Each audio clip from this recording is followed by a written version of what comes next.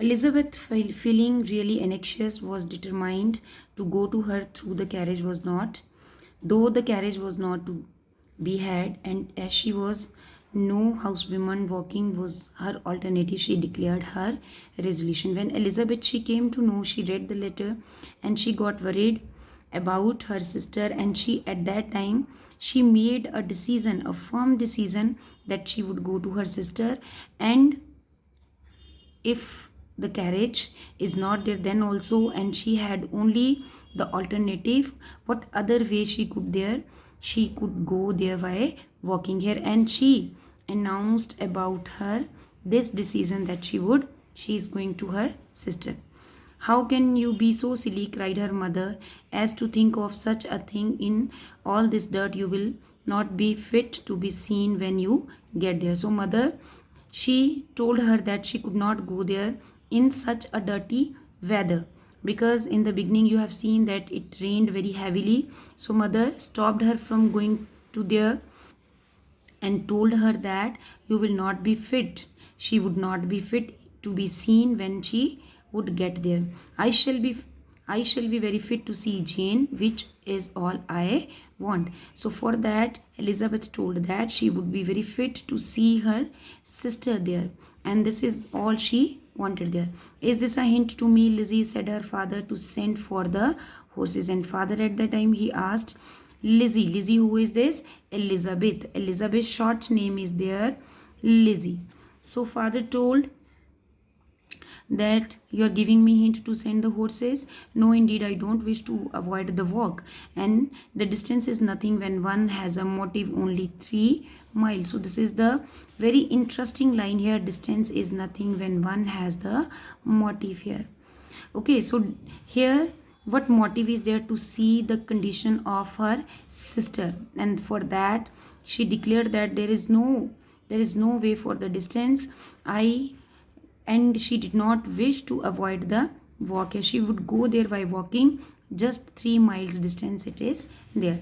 I shall be back by dinner. I admire the activity of your benevolence, observed Mary. Mary is the third daughter of Mrs.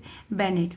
Third daughter. So what she admired, she praised this kind act of Lizzie, but every impulse of feeling should be guided by reason, and in my opinion exertion should always be in proportion to what is required there.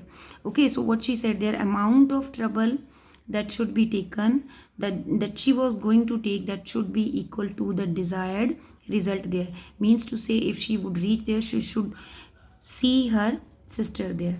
Next, what we'll say, we will go as far as the Meryton with you, said Catherine and Lydia. This is the fourth daughter, and this is the fifth daughter of Mrs. Bennet, and they also showed their desire to go with Lizzie. Elizabeth accepted their company, and 3 young ladies set off together. Elizabeth agreed for that, and 3 of them they set together.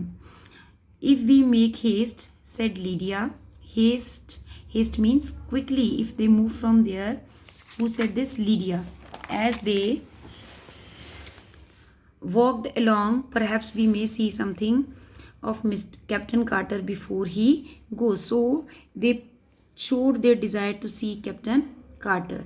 In Meryton, they parted. The 2 youngest repaired to the lodging of one of the officer's wife, and Elizabeth continued her walk alone, crossing field after field at a quick pace, jumping over stiles and springing over puddles with impatient activity, and finding herself at last within the view of the house, with weary ankles, dirty stockings, and a face glowing with the warmth of the exercise. Okay, the face, all the body, it was full of dirt. Body was paining. She was quite tired there, but the face, it was glowing because of the warmth. What kind of warmth is there? She reached to her sister. She was shown into the breakfast parlor, where all but Jane were assembled, and where her appearance created a great deal of surprise. When she reached there, they all were having their breakfast, and there everybody was there on the breakfast parlor. Okay, parlor here stands for the room, but Jane she was not there. Okay, and everybody got surprised when she reached there. That should have that she should have walked 3 miles so early in the day. So what's the cause of the astonishment that is there? She walked 3 miles so early in the day, means she started her journey very early and she reached there before the breakfast in such a dirty weather and by herself was almost incredible to Mrs. Hurst and Miss Bingley. So that was unbelievable. Okay, she reached there so early, as well as by herself alone she reached there, and that was unbelievable for Mrs. Hurst and Mrs. Bingley. So she got, both of these ladies got surprised there, and Elizabeth was convinced that they held her in contempt for it. She was received, however, with politely by them, and the ladies, when they saw her courage, they received Elizabeth in a very polite way, and in their brother's manner there was something better than politeness. Okay, so good manners, if we are talking here, so good manners, what it teaches us to behave with politeness.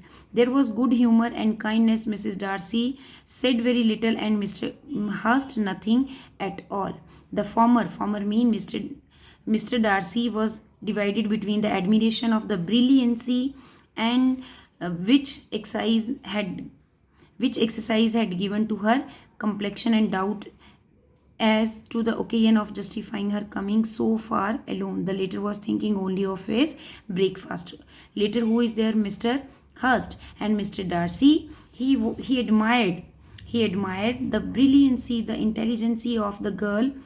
Okay, but and doubt as to the occasion of justifying her coming so far alone, and alone she reached there, but Mr. Hurst, he was concentrating just on the breakfast. Her